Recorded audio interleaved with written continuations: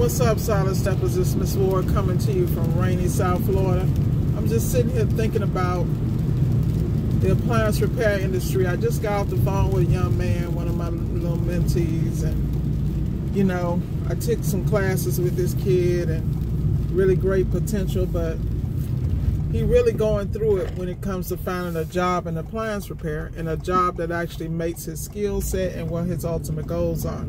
So that got me to thinking, because I keep being approached about a training program, you know, and there's so many programs. There's a Trade Alliance Commission, which is awesome. There's so many programs out here, but I don't think there's a program that's really geared to take care of the whole person. And I think in appliance repair, that's what we need. In fact, we need it in all the trades. So I just want to know your opinion.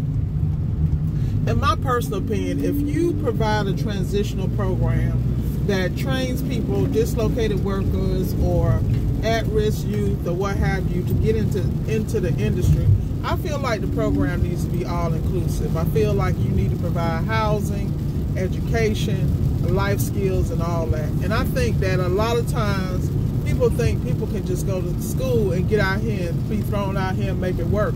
First, they got to understand how to have the discipline to work a job, how to deal in environments where that they don't come from, but they may not be accustomed to, understanding etiquette on the workplace, and how to continuously invest in their skill to become the best. You know, a lot of this stuff some of us take for granted, but it's a lot of people that don't have that.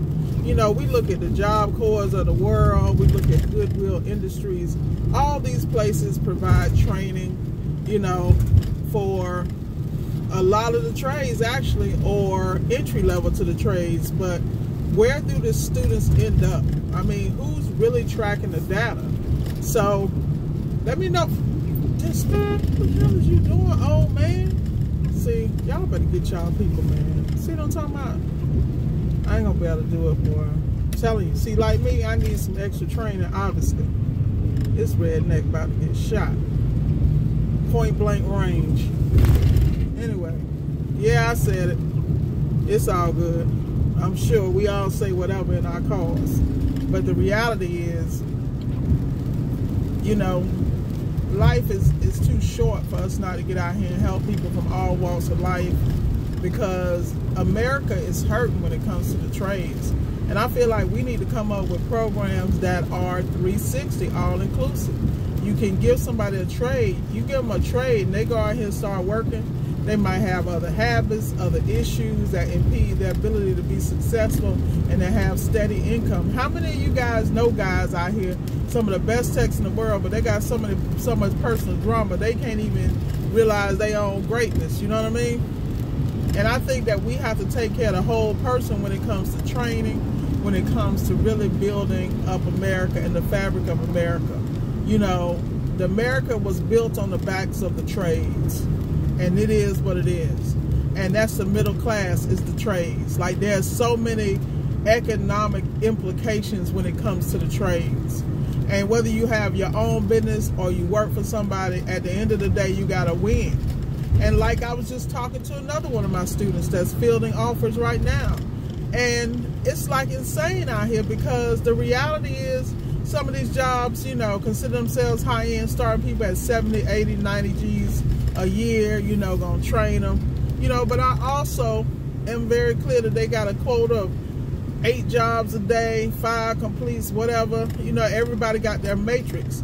So what people have to understand, when you are training people for these high performance, high pressure situations, you need to not only teach them how to fix the appliance, how to pre-game, pre-diagnose, but also how to deal with the stresses of the job, how to stay calm, how to stay cool, how to plan, you know, not just for the day, but for their future. And I just feel like that's what's missing. I mean, everybody says no more VOTEC schools, there's no more this and that. So what if we put the training in the school? What happens to the student? How is the student selected? Who gets the scholarship? Like, there's so many pieces to this, you know, and there's so much money right now being put behind workforce and all these initiatives to train dislocated workers, or train at-risk youth, or to, you know, get people reacclimated to society and things of that nature. there's too much opportunity, man. I keep telling y'all, find your lane, get in it, and do well. Because in appliance repairs, there's so many ways to get paid. And you can get, it's nothing like getting paid for helping people. I'm telling you, nothing like it. But with that said, those are my thoughts for the day. We definitely need some inclusive training. We need to make sure that we are addressing all the concerns in the industry and the concerns of the students and the people that are being trained. And I really don't think that people really understand how these pieces of the puzzle go together. You don't just send somebody out to a school, they learn, then they come back and work for you. You know, you invest in X amount of dollars to send them to school. Then you invest in X amount of dollars to train them. Then you expose them to your brand and your customer base. Like, there's a whole situation there. And I just think you guys should think about it, man. Tell me what you think. I personally think that we should have programs throughout the United States that take care of the complete professional from beginning to end, teaching them not just the trade, but life skills, finance skills, management skills, emotional, mental wellness, all that good stuff. Because the reality is, anybody that's in appliance repair knows this job will wear your body down physically, mentally, and spiritually. And anybody that say it don't, they ass lying. And tell them Ms. Ward said it. The reality is, back in the day, we're not in the days where it used to be, where companies took care of employees. It's like every dog for themselves. So all I can say is, stay focused, stay you. Above all else, stay true. Ms. Ward signing off. Have a great day.